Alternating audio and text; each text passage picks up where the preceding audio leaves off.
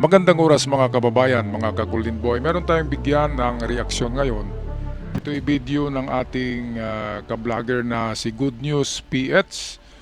At dito malaman natin sa kanyang video na 6 na pala na barko na lahat ng 6 na yun ay gawa sa South Korea. Ay lahat ay operational na, narito na sa Pilipinas.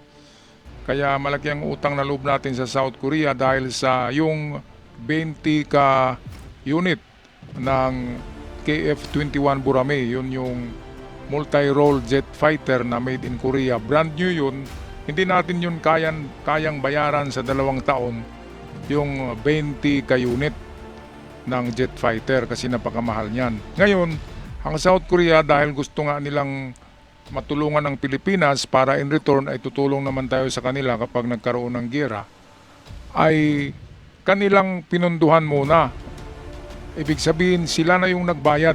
Sila na muna yung nagbayad ng 20 units ng itong role jet fighter na KF-21 na lahat brand new. 70% ng total na halaga ay binayaran nila. At yan ay loan, parang loan na lang sa Pilipinas at dahan-dahan nating babayaran kasi nga hindi natin kaya magbayad ng cash ng mga ganyan. Kaya malaking tulong South Korea, maraming salamat.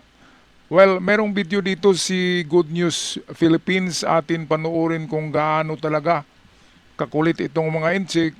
Talagang hindi lumuluwag diyan sa Hindi talaga umaatras ang mga inchik diyan sa Baho de Masinloc. Kaya nitong bago lang naman, bagong pangyayari lang ito, ay muling nagipag-challenge ang Chinese Navy at Coast Guard sa ating mga barko at sa ating mga eroplano. Kaya ito ang video courtesy ng Good News Philippines sa atin panoorin. Gustong ipakita ng China sa ating mga Pilipino na sila ang may kontrol, hindi lamang sa karagatan ng Baho de Masinloc, kundi maging sa airspace nito. Pero kahit anong agresyon ang gagawin ng Chinese Communist Party, hindi matitinag ang mga Pilipino bilang patotoo sa halip na manahimik tayo at hayaan ng China. Pinili ng Pilipinas na tumindig na ang Baho de Masinloc at ang buong West Philippine Sea ay para sa mga Pilipino. Puspusan ngayon ang pagdating ng mga modernong barkong pangdepensa na nabili ng Armed Forces of the Philippines mula sa iba't ibang bansa. Nandyan ang armadong BRP Miguel Malvar FFG-6 na kasalukuyang sumasabak sa Rim of the Pacific 2026. Armadong BRP Diego Silang FFG-7 na umiikot sa Baho de Masinloc sa West Philippine Sea. Ang dalawang Jose Rizal class frigate na armado din ng mabibigat na mga firepower kung saan noong isang araw lang nagpatrol kasama ang Amerika sa Scarborough Shoal. Ang BRP Raja Sulaiman PS-20 ang pinakabagong offshore patrol vessel ng Philippine Navy. Ang BRP Raja Lakandula PS-21, isang patrol vessel na diniliver ng South Korea kamakailan lamang sa Pilipinas at ngayon ay nasa Visayas para sa isang misyon. At marami pang mga paparating ng mga barko at eroplano na siyang magpoprotekta sa ating mga nasasakupan at teritoryo sa West Philippine Sea. Yan, so hindi lang South Korea mga kababayan ang nagbigay sa atin ng mga barko. Ang South Korea lang kasi ay kapag nagbenta yan ay napakaganda ng mga gawa nila. Kasi tested na magaling talaga ang South Korea, high-tech yung nilalagay na mga systems sa barko. Ngunit nitong nakaraang linggo ay nag-anunsyo na naman ang ating Philippine Navy na mayroon ng malapit na ngayong katapusan yata ng buwan ng July ay tapos na rin yung isang barko na landing docks, yung lalandingan ng mga helicopter na malapad yung likuran at malaki ito. Warship pa rin ito pero pwedeng maglanding yung mga helicopters. At ito ay hindi na galing ng South Korea, kundi galing ng Indonesia. Kasi ang Indonesia ay napakamura gumawa.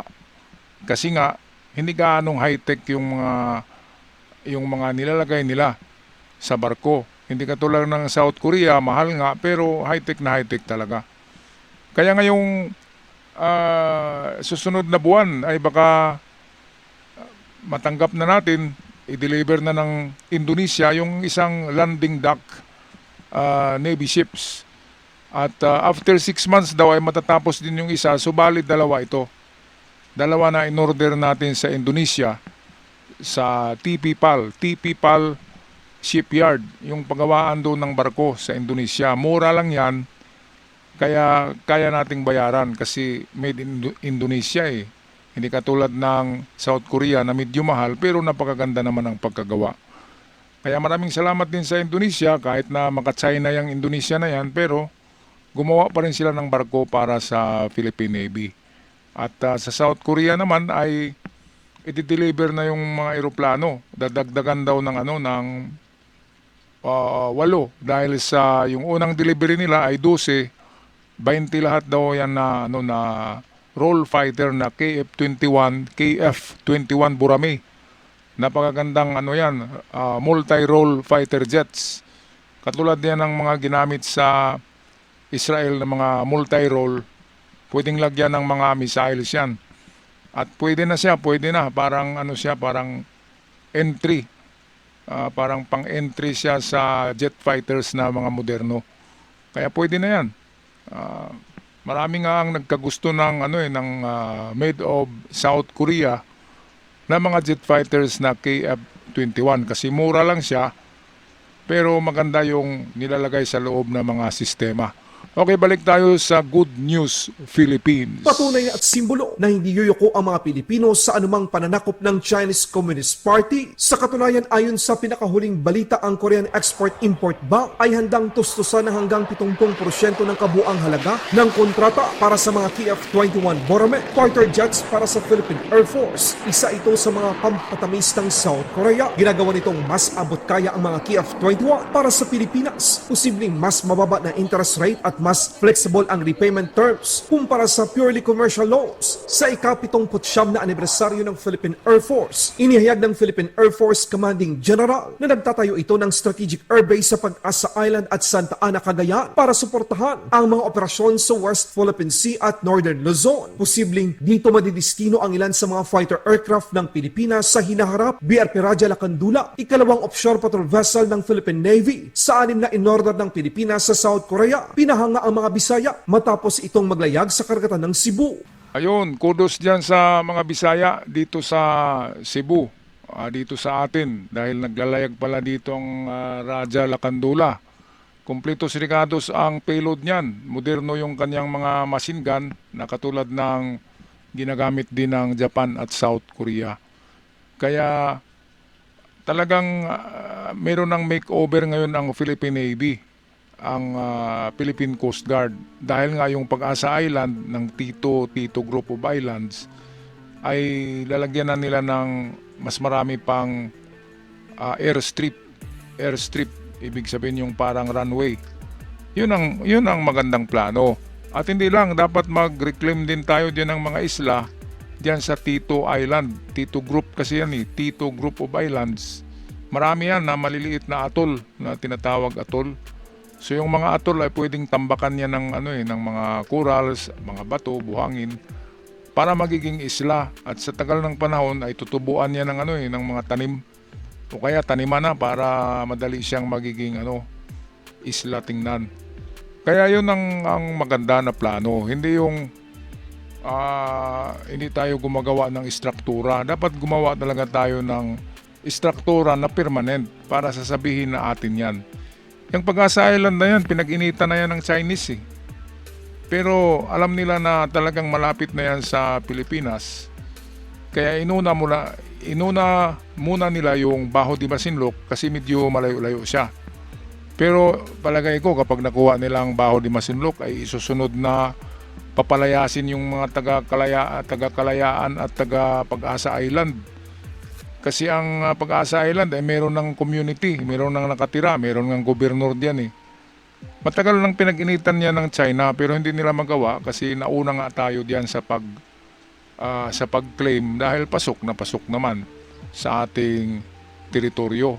Okay, anong masasabi niyo dito mga kababayan sa pagbayad ng South Korea?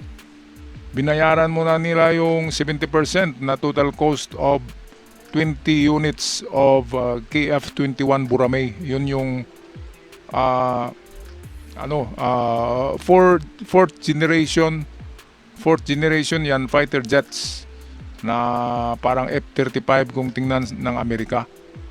Mga kababayan, 70% binayaran at 30% lang yung babayaran natin ng cash. At dahan-dahan na yung 70% na yun babayaran natin sa South Korea. by loan. Loan na lang 'yon. At medyo maliit daw ang mababa ang ang interest rate ng pagbayad ng mga eroplano na yan. Kaya malaking tulong na yung pinautang muna. Kasi wala talaga tayong pangbayad yan. Kasi ang dami niyan, 20 ka eroplano yan na fighter jets, lahat bago at fully loaded. Okay, anong masasabi nyo? Pag-comment mga kababayan sa ating comment section. Maraming salamat kay Good News Philippines para sa hiram natin na video at sa ating mga bagong bisita. Maraming salamat sa pag-subscribe at sa aking avid followers. Maraming salamat sa lahat. Hanggang sa muli. Paalam.